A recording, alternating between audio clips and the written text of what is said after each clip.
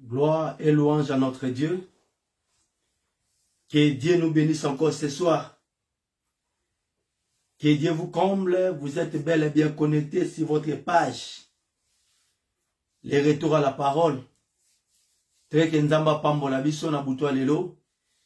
Treke nzamba sala biso bolamu ngolu na ye e localiser mabota na biso. Ngolu na ye e localiser bana na biso. Ngolu na ye e pesa yo kimia. Ngolu na ye e localiser bikuke ya bana na biso. Tozako bika bobele na ngolu na nzambe. Soki oza na bomo ilelo mama.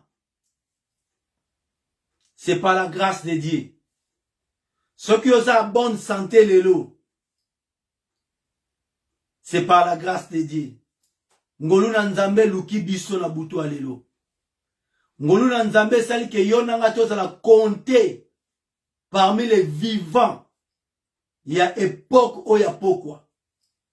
Ngolu na nzambe yoko batre mabota na biso moko manda mo preso. God bless you. Donc si nous sommes en vie aujourd'hui, eza pona ba chicken to liaka te, eza pe pona bantaba te, eza pe pona poto te, eza pe pona bilamba to lataka te, eza pe pona makasi na yo te, eza pe pona mayele na yo te, eza te poto oza na mboka moko oyo eza kokulele ele miel. Non, soki oza na bomo ilelo eza pona nzambe. Si tu peux respirer aujourd'hui, eza pona nzambe. Soki tokoki koloba biso ba mususu, eza po nzamba lingi. Soki ozali compter parmi les vivants na butu alelo, eza parce que nzamba lingi. Parce que soki nzamba lingaka te, tongo kutana te, crois ma bien-aimé. Na omona yo te pe ngomona ngate. Mais soki to mona ni na butu alelo, eza parce que nzamba lingi. Parce que eloko moko te koko samba sans nzamba accordé yango. Eloko moko ta malamu ko bimana mutu. Soki nzambe a permettre yango te. Donc nyonso otozo bika na ekeke oya mabe ya nzambe. Nyonso ozo bika lelo ya nzambe. Soko la muki na tongo ezalaka nzambe.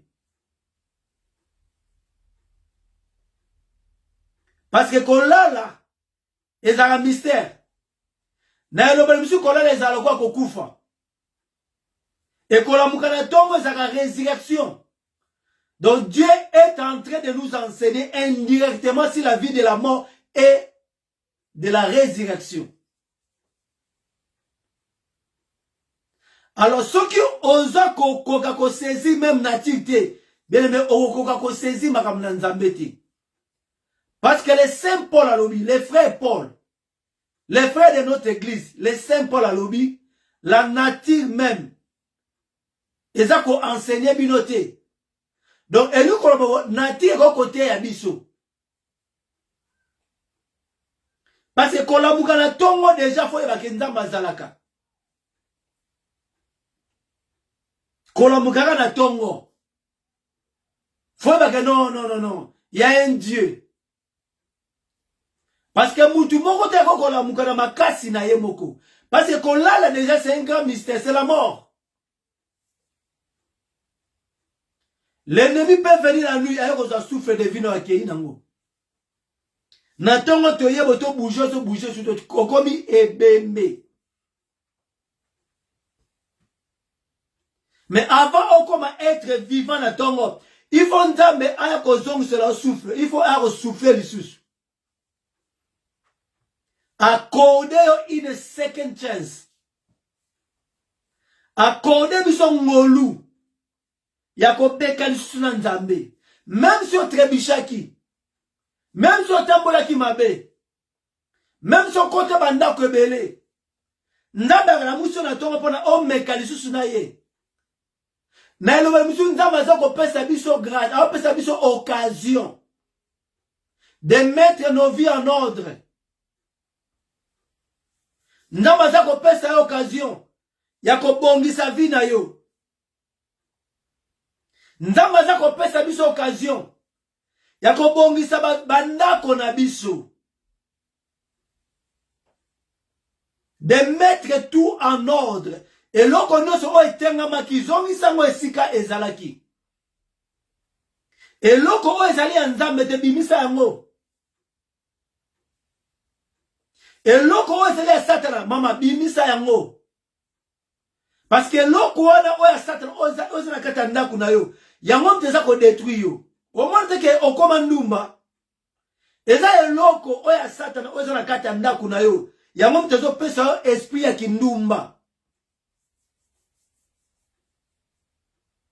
Yango te commission errante. Okoma ça et là. À cause eloka batu ozo na kati ya ndako na yo. Yango moni Nzambe abengi biso na pokwa, abengi biso na ekeke oya mabe. Pona toya ko annoncer la bonne nouvelle. Que soko bongisi ndako na yo lelo te. Soko bongisi bombo na yo lelo te. Tangu Yesu akoya, bien aimé. Otikala. Tangu Yesu akoya kozwa ba santu. Mon frère, ma sœur, otikala. Tangu Yesu akoya kozwa ba santu. Maman, papa, position no ezali ndenge nini? Parce que il y a un endroit sacré oyo Nzambe tanga akoya kozwa bana na ye oyo bazali. Atika biso esika moko oyo ezali sacré.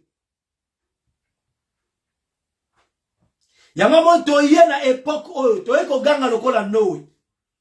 Toye ko ganga lokola Noah. Bimana kinumba. Bimana viwana olembi yango te.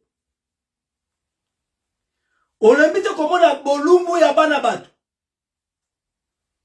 Okomona bolumbu ya bato jusqu'à quand? Okobwaki sango te. Tolo atana langage ya bana matete. Bwaki sango yaya. Sute yango ya fokop. Et détruit yo. Ozomona te ko la honte même na famille na yo. Omona bolumbu o finalement. How long? Jusqu'à quand? Otika via kindokiona. Jusqu'à quand? Otika via kindumba, mon frère. Jusqu'à quand?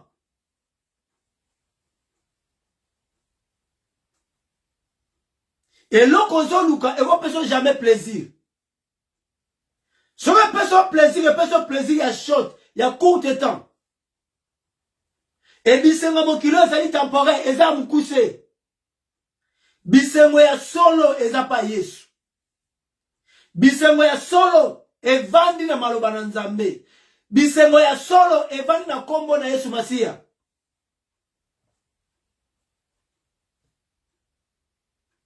Bisengo ya solo evandi esika présence ya Nzambe zali. Bisengo ya solo evandi na kinumba te, mon frère. Bisengo evandi na kindoki te. Ozo mona te que puissance wala kindoko za nango. Ozo continue ko dispri yango même na libota na yo. Et lelo même dans notre communauté, il y a plein de sorciers, même des enfants d'Oki. Au moins, on va t'écouter dans kaka. Il y a des sorciers dans ces pays. Alors, ceux qui dit bayaya, m'a plein. Na okilo mao. Alors, où cherchez-vous la joie? La joie est dans l'évangile. La joie est en Christ. Et la joie est dans la parole de Dieu. La réussite est dans la parole de Dieu. La prospérité est dans la parole de Dieu. L'élévation est dans la parole de Dieu. La délivrance est dans la parole de Dieu. Ce qu'on dit au récit, maman, papa, mela liloba.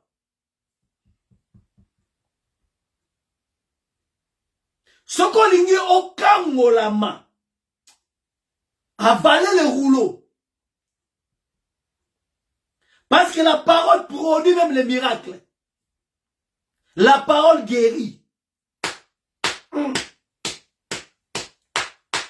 La Bible dit, il a envoyé sa parole. Et la parole les a guéris. Donc, on va bon les sikosali, on va bon pour la déconayo. Et si quand on s'azali, prononcez seulement maloba. Hey! Maloba, on va côté le misaye. Parce que la prière ne connaît pas les distances. Tu peux prononcer la parole. Ozana bumba kuna. Ozana ebonda. Ozana mbandaka. Ozana kisangani. Tu peux prononcer la parole. Liloba wana ekwatende muto ozana Singapour.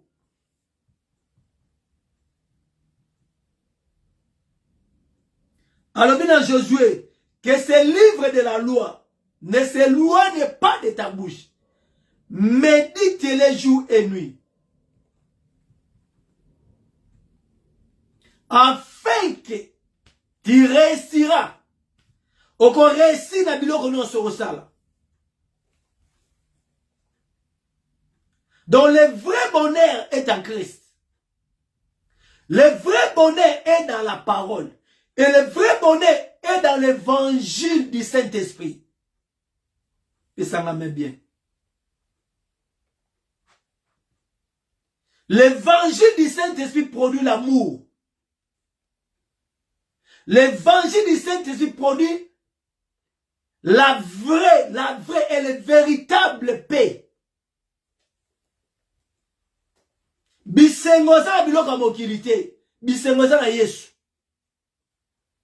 Bisengoza na évangile autoza côté.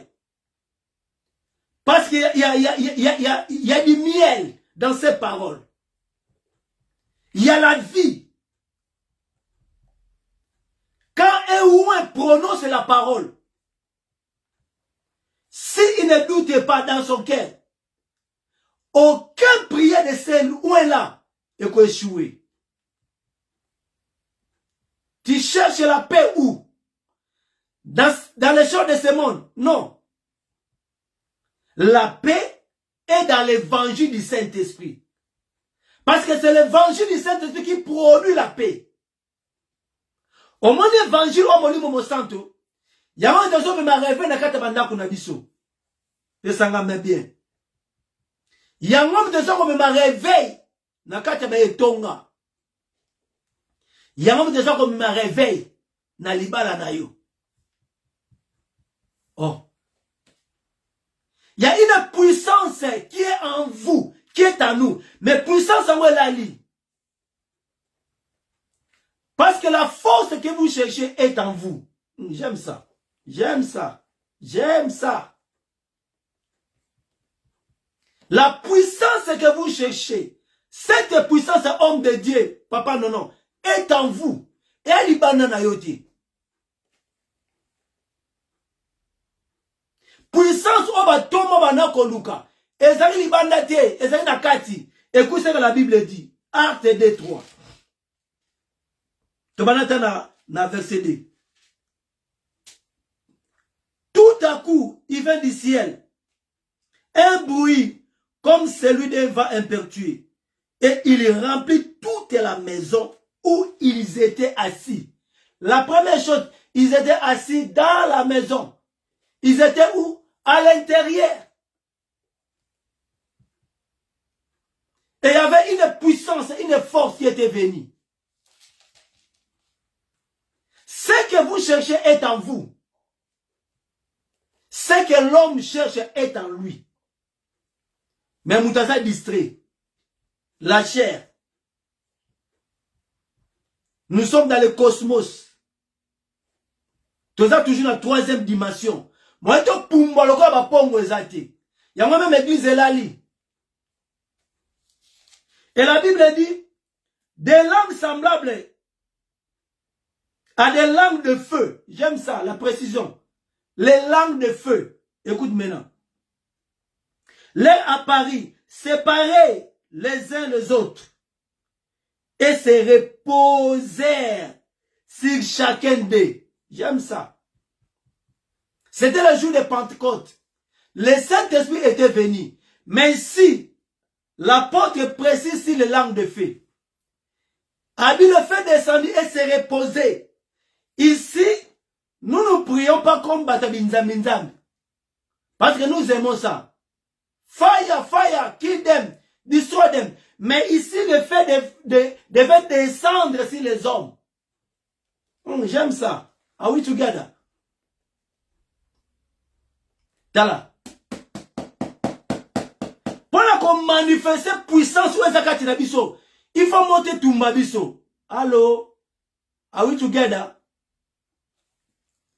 Nabi ke na binzami bate biso yo photo boak la bandoki mutu.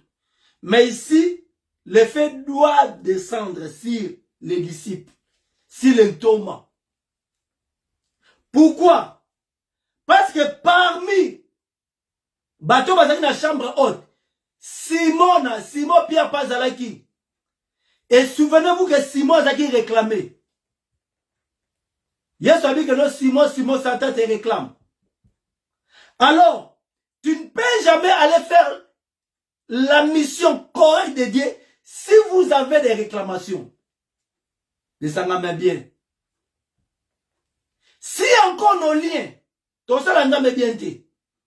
Mais ça m'a bien quoi. Non, on a dit que pasteur, à l'église à Monene, mais liens qui nous met si la terre, on a dit que bima, n'a pas maman dans cette église. Ici, basi ba collaborateur na ye. Akiti pa ba na bango. Aussi longtemps lien oyo, ezana brisé te. You have to be careful. Net lo bagi de ma papa non. Sit down. Kowe la te. Vanda na ban. Zela kino lo kone ko tumbama. Non mona teke mutabali. Parce que mariage c'est ça qui nous batte. Allô? C'est le retour à la parole. Libala, et si ça a vie avec éco-beauté. Au moins, que moi, ça zanda ko libala zobi mana homme marié. Pourquoi? Parce que le jour de Pentecôte, molime kitaki, molime moto pe kitaki. Alors, moto on a fait tout ma kinumba ozakati na biso. Moto a fait tout makindoki. Ozakati na biso. Moto wana. Il faut tout makanda. Fait tout ma molima moyibi. Moyibi ya mbongo. Oza tata passe au théâtre bien mais. Maboko mirai. Parce que après awa. Il fallait bantoma. Bakene kotea. Et tout le monde est fouillé dans mon acte 2:38. Pierre a prêché 3000 âmes. Mais Pierre avant il faut tout maman. Vous voyez maintenant? Okoki kobimate so tout mamite. Okoki kobimate so tama brisé yote. Okoki kobimate so koza baptisé na molimo mo sainteté. Yama tu as insister sur l'évangile du Saint-Esprit. Parce que sans le Saint-Esprit, ba église a monsieur zali ba mort. Au moins ba bi tout le coup de ça là au mikolo. Et ça ba mort, et ça église. Il n'y a pas de vraie manifestation au limo nzambe. Nenge zali tanga ba Thomas. Donc avant ba Thomas ba bi mais fallait mort et tumba bango. Avant il fallait pas baptiser dans Molimo Santo. Parce que la libanda bitumeze la bango.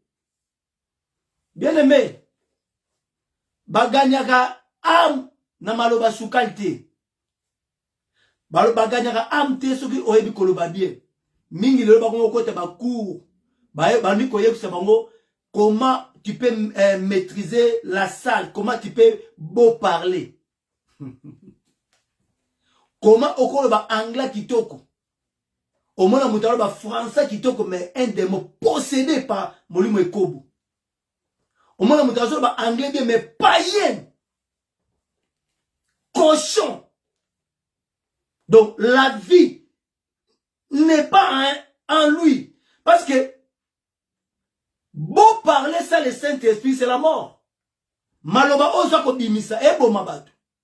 Epesa bo moite. Maloba ozo bimisa ezobe mabatu na boloko. Alors avant ba bima ba kene ko bunda libanda, il fallait bazala na molimo na Nzambe. Vous voyez maintenant, Dieu nous a envoyés sur la terre pour combattre, n'est-ce pas? Donc l'homme est venu sur la terre pour combattre. Parce que Roko Bimate, ce molimo zakat naote. Au molimo, c'est une puissance, c'est une force. Molimo, il y a même de permettre de gagner ma âme. Parce que âme, lui, qu'on gagne. Asa âme, on a déjà possédé un milimo. Asa la servitude de la famille. Babiye akoba la ta kozala ndumba. Ye akoba la ta kozala humanizer. Vie na ye kozala ko changer ka basi. A coach wa bimisa coach biso. Donc c'est ça sa vie. Alors yo siko faut que nous délivrer mutona ye ko délivrer te passe à ndoki. Alors o délivrer ndoki na puissance ni. Na maela 3 ans ya ITB. Parce que na ITB na ba collège ba tanksifino ba la présentation, introduction, développement et conclusion. L'évangile à Yesu. Au ça la roki toko, mais bando qui va frapper. Donc ici, nous insistons sur le baptême de feu. C'est ce que les frères lobby habillent des langues semblables à des langues de feu. Il faut moto. Et tumbangai. Et longola natira bambunza kati nangai. Et longola natira ya lotoko ya kindumba ya bangala kati nangai. Il faut na tumbama. Parce que ceux qui na tumbami te, mon frère, non ça va dégâts. Ceux qui na tumbami te, na kokipe, ma kokipe mkoza posséder. Ce qui n'a tumba mité, qui n'umba bangale kosilate. Donc nous devons être brûlés par le feu. Et moto wana, et koya kokata ba chaîne ba singa no sa famille. Osa su ki ndumba te. Okosa isu ba mibala bato avance te. Okosa satisfait na mobali no na ndako. On a satisfait dans moi si moko. Parce que otumbama, mote tumbio, les langues de feu, bien aimé, toi n'a pas ça nango. Il faut d'abord tumba biso. Donc la force que vous cherchez est en vous. Et le Saint-Esprit est descendu et kiti katina bango. Batondi sami na molimo après babimi.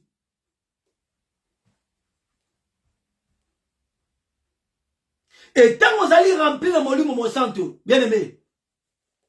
Et là comment vous êtes au yo. Parce que Nzambe aye qu'on s'incarne katina yo. Nzamba komi yo. J'aime ça. Okomi mutu Nzambi. Maloba na yo ko maloba Nzambe. Boyebi na Nzambe asali na Moïse. A comme si Moïse Nzambe. Aaron de mosakoli na ye. Okoma mutu Nzambe. Maloba na yo e oza loi. Maloba na yo eza maloba na Nzambe. Maloba na yo eza kwa maloba basakoli. Oyo lobby, yango ka mteko salama. Alors nous ne pouvons pas aller en précipitant. Si la chose essentielle est zakati na bisoté. La chose essentielle pour nangana yo lelo et à molimo santo. Et quand vous êtes revêtis de cette puissance, quand vous êtes baptisés du Saint-Esprit, on produit maintenant les fruits de l'Esprit. Galates 5, 22. Paul a dit, mais les fruits de l'Esprit,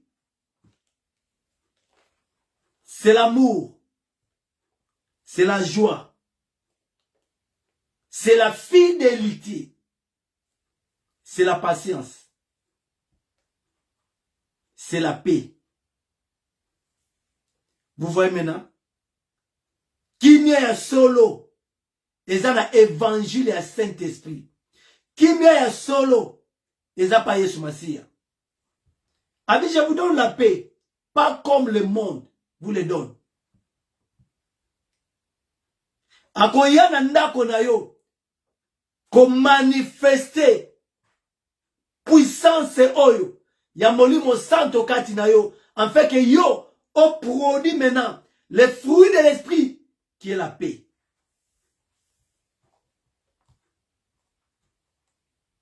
Donc, ce que tu cherches, et à katina yo. Et loko yoza ko luka. Et à libana na yote. Ata mou pepe ebeti. Puissance wa ko arrêter mou pepe. Et ça katina yo. Puissance wa ko benga na ba démon. Et ça katino mama. Puissance wa ko kwea na mibala batu. Oko kwea na basa batu. Puissance wa ko liaka bana batu. Oko anéanti pouvoir ya ndoki wana. Ya katina yo. Ya libana na yote. Tu as de l'autorité. Wana puissance. Ya ko terrasser. Ya ko renverser hôtel wana. Ya ko détruire puissance ya code ya wana.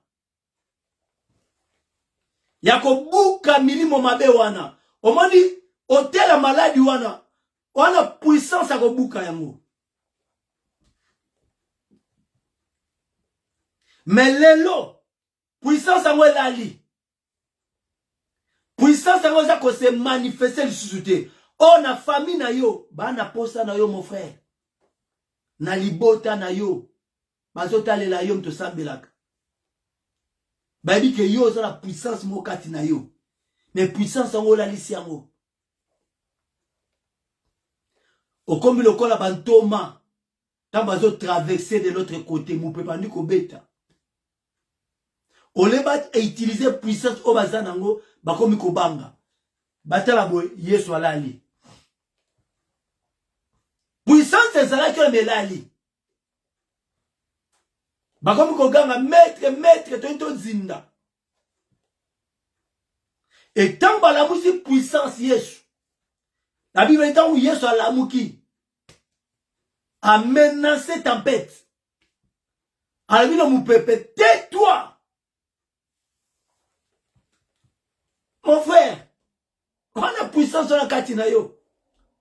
Mais puissance en welali. La moussa yango. L'homme a démon, on a divorce. Tais-toi. L'homme a démon, on a kindoki. Tais-toi. L'homme a démon, on a wana. Ya kindumba. Tais-toi.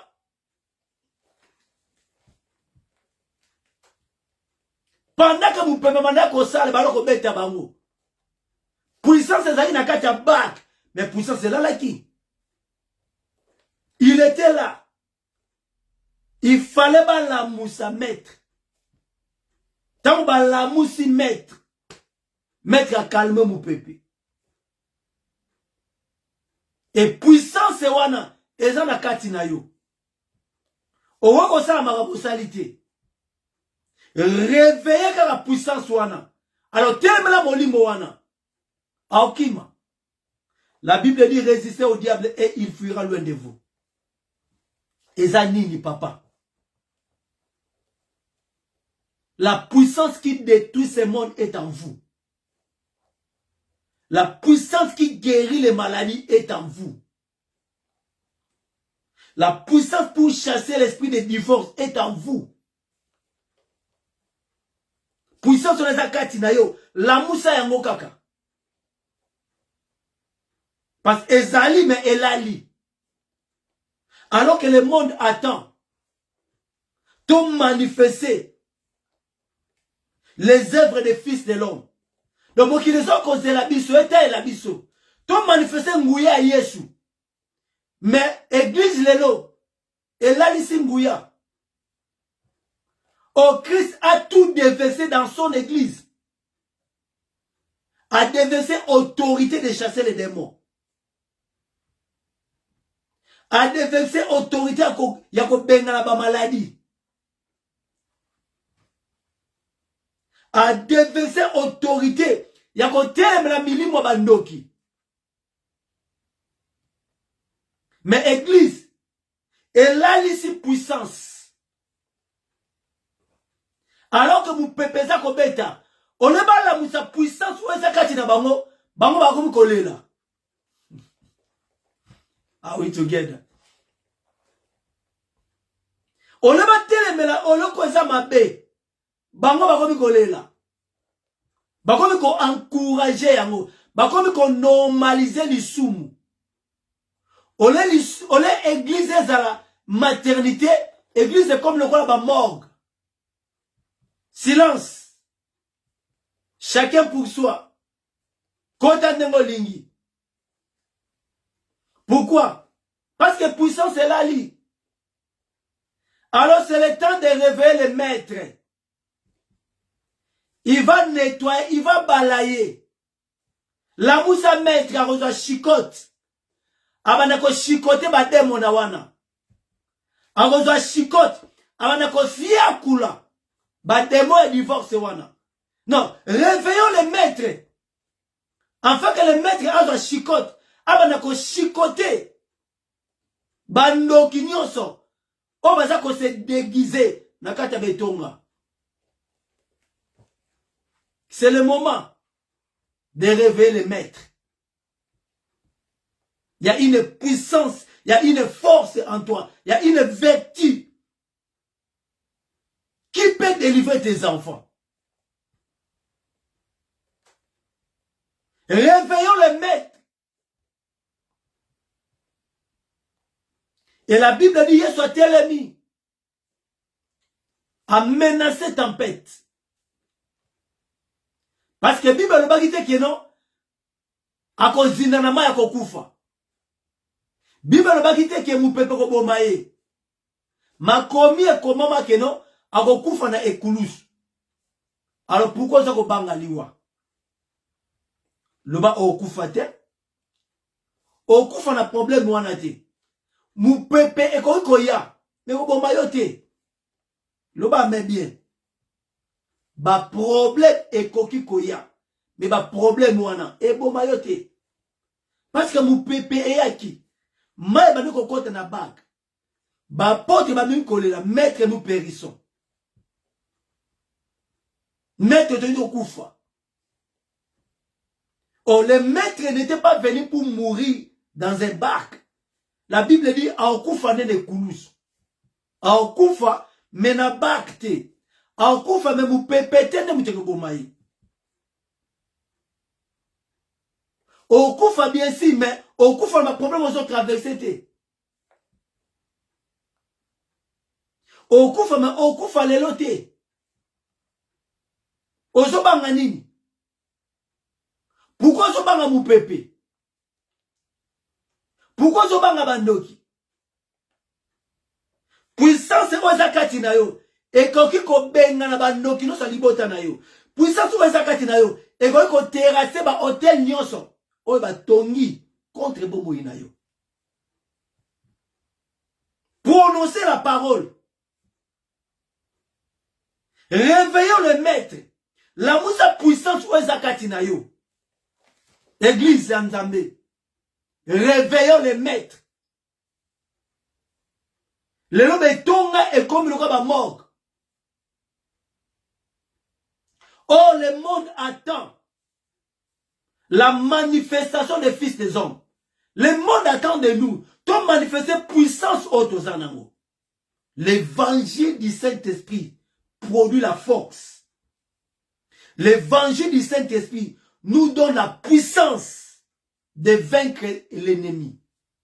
L'évangile du Saint-Esprit nous donne la puissance de vaincre même la mort. Pendant que le monde attend la manifestation des fils de Dieu, l'Église est là, lit ses puissances. L'Église est continue à distraction.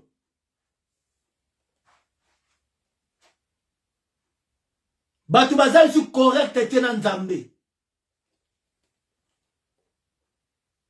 Batu bakomi kilo na Nzambe. C'est le temps de réveiller les maîtres. C'est le temps de réveiller la puissance qui est en toi. La Bible dit, réveille-toi, toi qui dors. Relève-toi d'entre les morts. Naeko sekwe na poko alelo. La musa nguya oezakati na yo. La musa nguya na kata ba etonga na biso. Il y a une puissance cachée en vous. Mais puissance en vous est la li.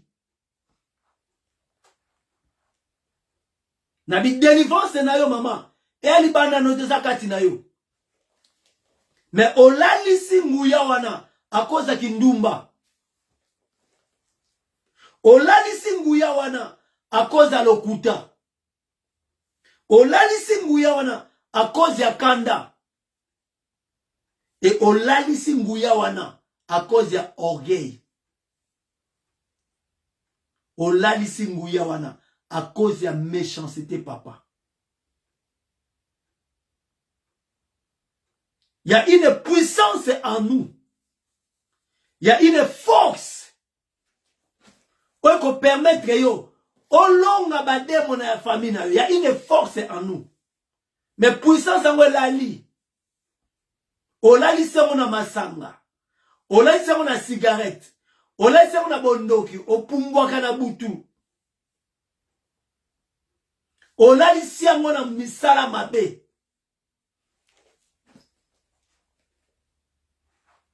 Réveille-toi, toi qui dors. Olali mingi. Ta famille attend la manifestation de la puissance qui est en toi. Bandegono bazota la yo. En réalité, yo ko échoué. Not this time. Non.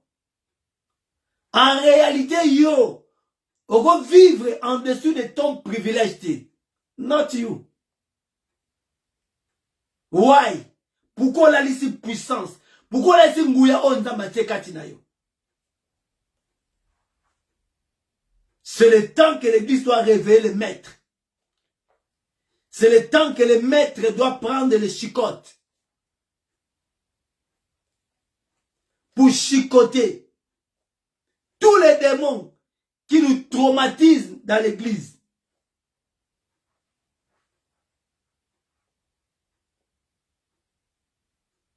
C'est l'heure et c'est le temps de manifester les œuvres de Christ. Voilà pourquoi l'évangile du Saint-Esprit t'amène vers les rochers des âges. Venez boire. Venez boire sur les rochers. Qu'il jaillit encore de l'eau. Et si tu bois de cette eau, on a soif. Non, l'église est endormie. La puissance qui détruit le monde est en nous. Mais puissance en moi est la li. Bible vita on nene eye. Mu pepe eye na bag.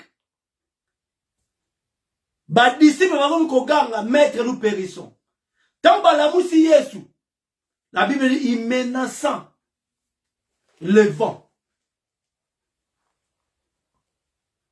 Donc il y avait une puissance dans la barque, mais puissance en dans la qui. Et c'est de la même chose. Ngouya mweza kate ba croyant. Ngouya mweza kate na biso, mais etonga église. Et là ici ngouya. Église est là ici ngouya, pas des gens qui ne respectent pas la loi, qui ne respectent pas la parole. Pas les gens qui vivent en désordre avec la parole.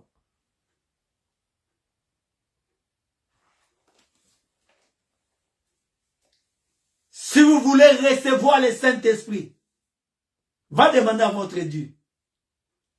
Séparez-vous avec la mondanité. Parce que après le baptême du Saint-Esprit, Bantoma bakeko gagner ba âme. Okoki jamais ko gagner âme na français kitoko. Okoki jamais ko gagner âme na anglais comme les anglais. Okolo ba anglais malam métier un cochon. Par nature tu es un cochon. Et nature à cochon zali ato sokolier. 2 jours les amis. Au moins na zongi sur na potopoto. Azal kola otri. Azonge la biloko oya sanza. Kele. Parce qu'il n'est pas encore né de nouveau. Il n'est pas né de l'esprit. Parce que l'évangile autozote alelo, cet évangile nous est révélé par l'esprit. L'apôtre Paul a dit que sagesse oyo, on a matière dans ma vase de terre, nous est révélé par l'esprit. Alors l'église a le baptême du Saint-Esprit. Église est allée mort. Attends, baza 10 millions d'églises. Retournons à la parole. Retournons à l'évangile du Saint-Esprit qui produit les fruits de l'esprit. Ils sont l'amour, la patience, la joie, la fidélité, la paix. Bible oui ba yeba nzete na mbuma nango. Alors ce qu'on a la molimo na nzambe, il faut reproduire ba fruit oyo. Tu auras ces caractéristiques: l'amour, la paix, la patience, la douceur, la bonté, la paix, la foi. Vous voyez? Parce que Bible dit qu'on a la foi au plaire dans Nzambeti. Si on a ferme assurance, si on a ferme confiance dans Nzambeti, au monde a été. Si on a ferme conviction, si on a conimate, au monde a Nzambeti. Alors lorsque vous êtes baptisé de son esprit, Moli Moana, et que pousser yo aurait produit ba fruit à molimo. Et tu auras la joie.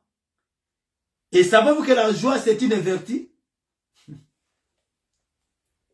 Bien aimé. N'a pas problème oh Satan à l'exil bandela na biso. Vous croyez vraiment que ceux qui molimo na nzambete est c'est un mot sec? Ceux qui nzamba za na biso te. Est-ce que vous croyez vraiment que sur la souma malola? Parce que bit ya ennemi ezali pour akangabiso munoko. Parce que ça c'était son plan. Il faut égliser Kangama Akima. C'est ce que les démons voulaient faire dans ma vie.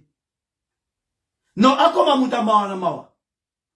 Non, akoma su kolobate. Non, alemba, a give up. Or, biso totere le wapona mbongo te. Tolinga nzambe pona makama mokili te. Tolinga nzambe pona popularité te. Tolinga nzambe pona basi te. Tolinga nzambe pona mbongo te. Mais tolinga nzambe par amour. Donc l'ennemi voulait arrêter le plan de la rédemption à travers ma vie. Il faut ça baptiser dans mon lit, mon santo. Il faut produire maintenant le fruit de l'esprit qui est la joie. La joie de l'éternel, c'est votre force. La joie de notre Dieu. La joie de l'éternel, c'est notre force. C'est une force qui nous permet de traverser les épreuves avec espérance. La joie de l'éternel, c'est votre force. C'est notre force qui va te permettre de traverser les problèmes avec espérance. Nous traversons des épreuves avec joie. Nous traversons les problèmes avec espérance. Nous traversons les épreuves. Nous traversons les vallées de Baka avec espérance. Et la Bible dit dans Psaume 25, ceux qui espèrent à l'Éternel ne seront point confondus.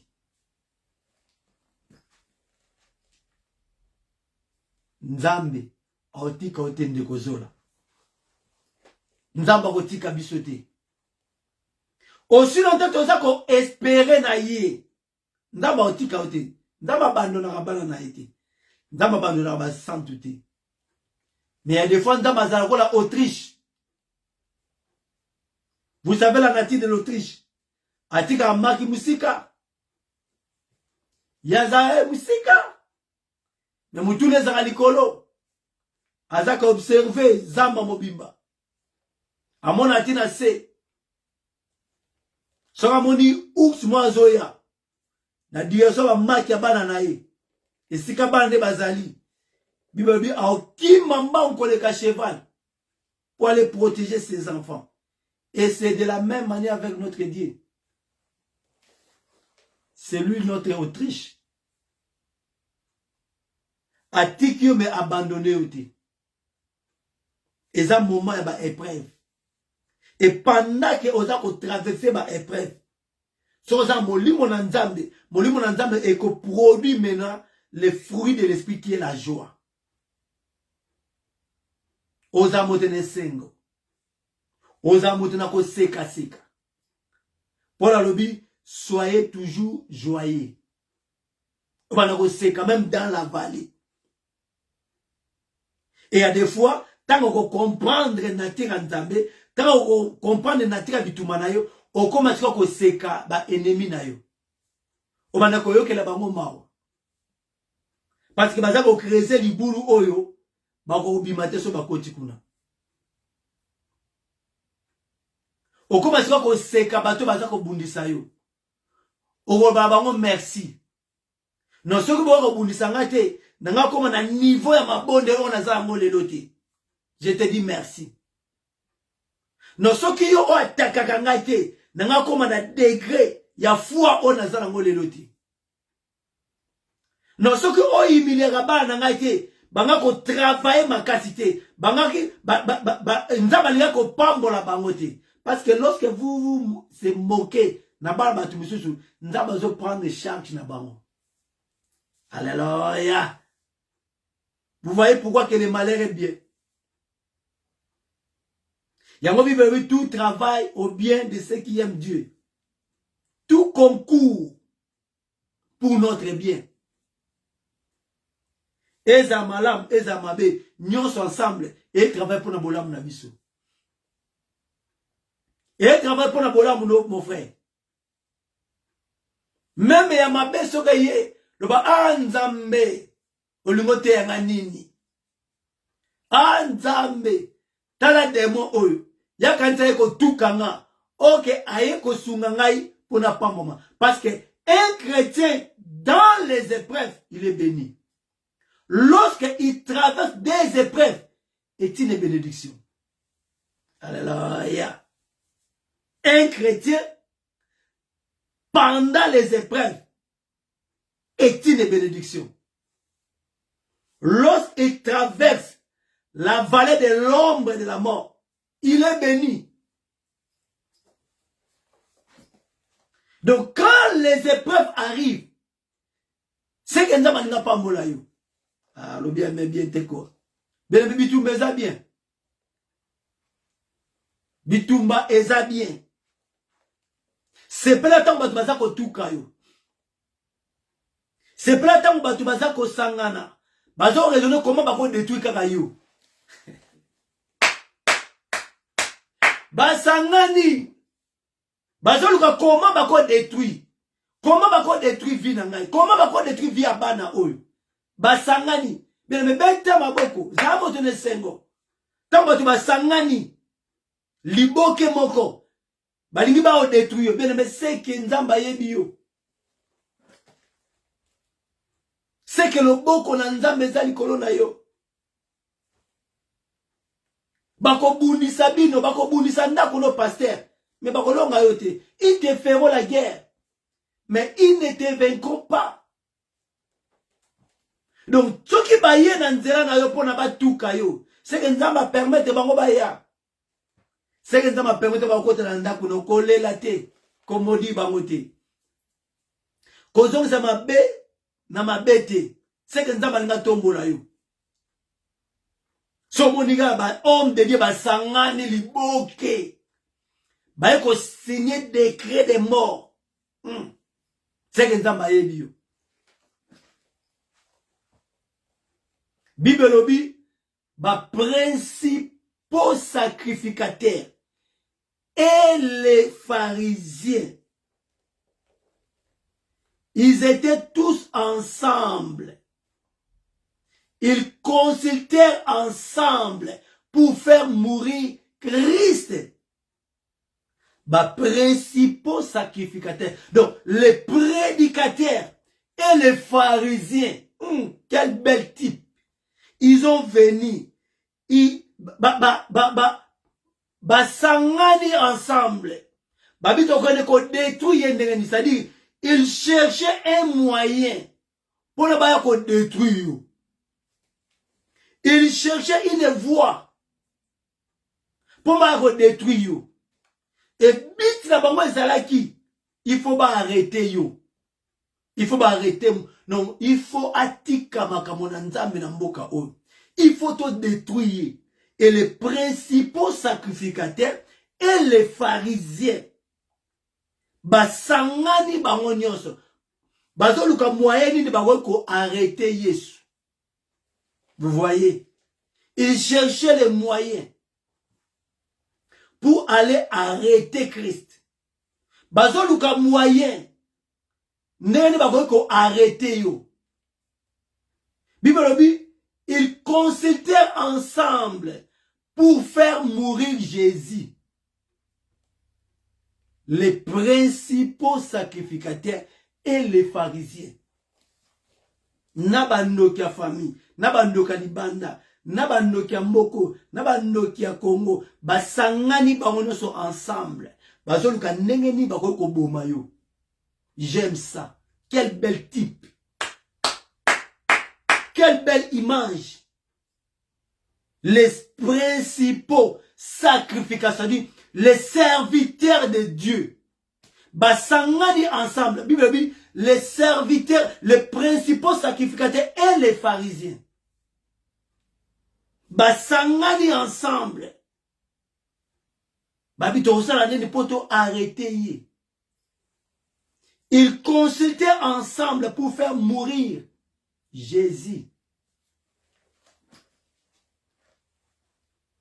Mais Bible lobby, si ils forment des complots, cela ne viendra pas de moi. Comme complot na bango, et là qui en zambete, ezali nul et sans effet. Comme plan na bango, donc ils ont utilisé des rises, baïna de la rise. Babite soto kebo e autimbe la biso. Il faut utiliser rise. Quelle belle image. Quel bel type d'aujourd'hui.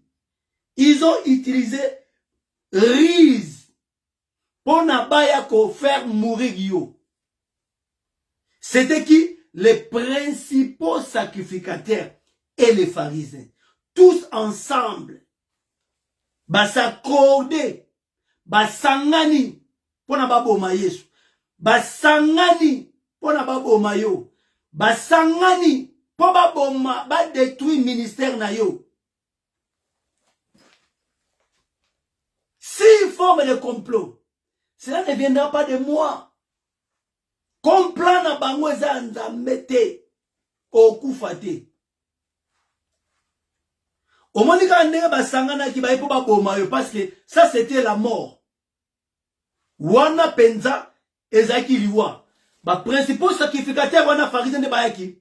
C'était la mort. Mais Bibelobi, si on forme des complots, cela ne viendra pas de moi. Comme eza nzambe te, ezali ni sans effet. Yama mon frère Loba, je ne mourrai pas. Je vivrai pour témoigner les œuvres de l'Éternel.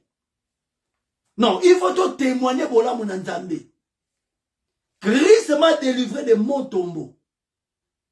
Creuser déjà les boulous. Sali seke. Ba koti sangai. Mais Nzamba lobe za yote. Tu ne mourras pas. Et bango ba bosana ke baza kokokisa makomi. Parce qu'en réalité, Christ devait être arrêté, pe akufa.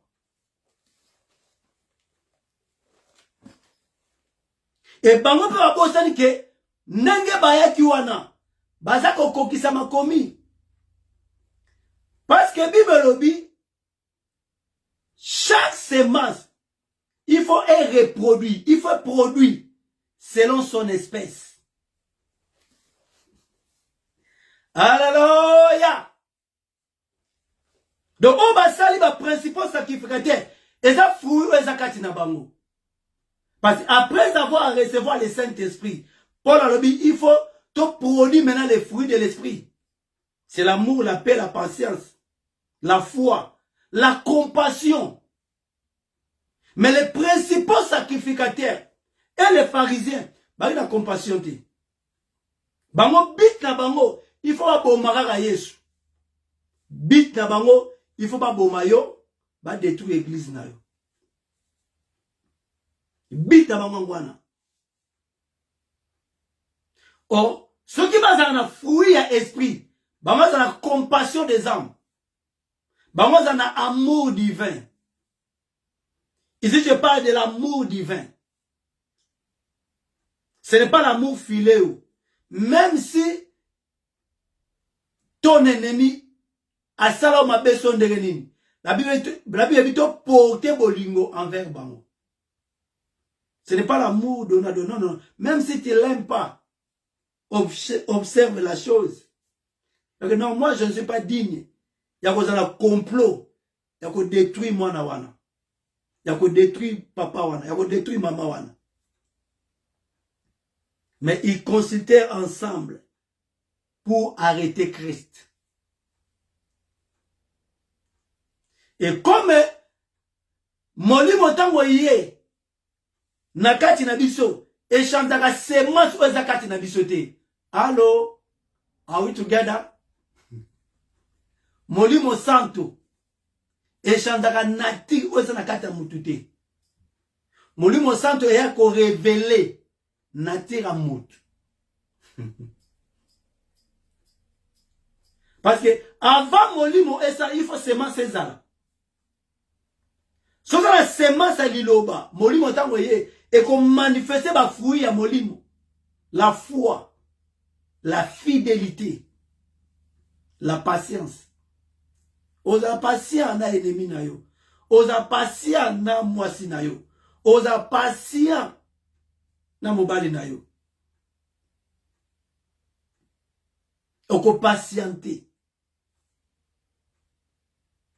Pourquoi? Parce que molimo kiti. Molimo na il faut produire maintenant les fruits de l'esprit.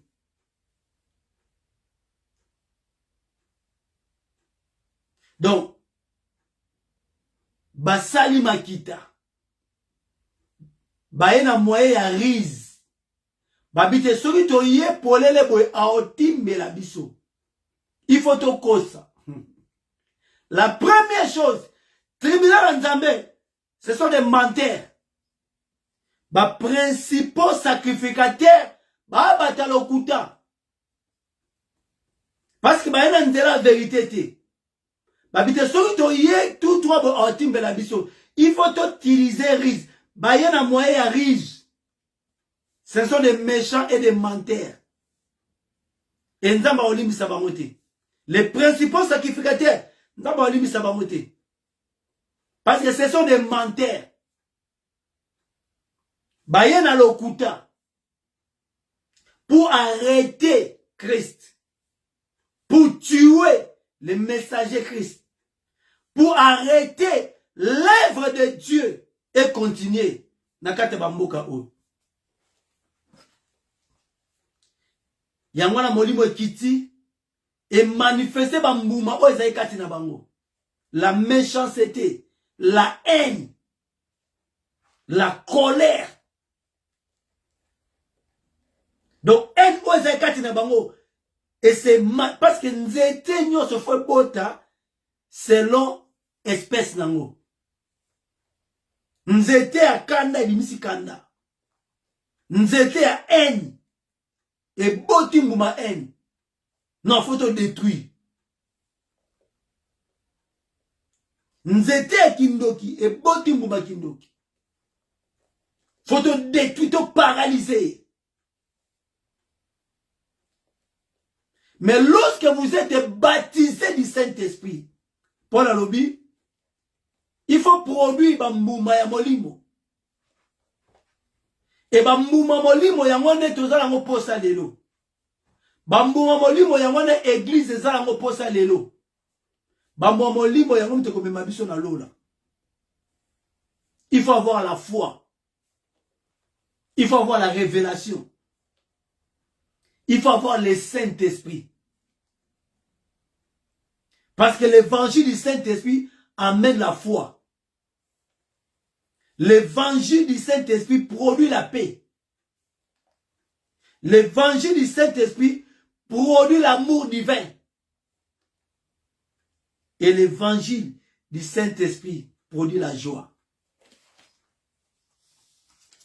Je répète, l'évangile du Saint-Esprit produit la joie.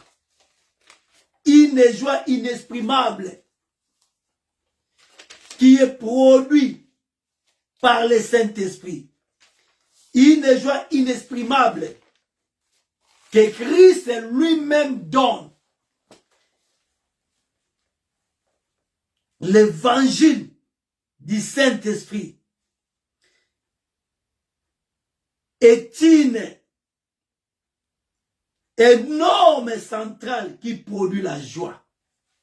Où cherchez-vous la joie? Venez à Jésus et tu vivras. Zonga kana makona Yesu Masia ozane sengo. Même ce comme qui clochard. Lorsque vous êtes baptisé de son esprit, évangile wana est capable de détoxiquer yo.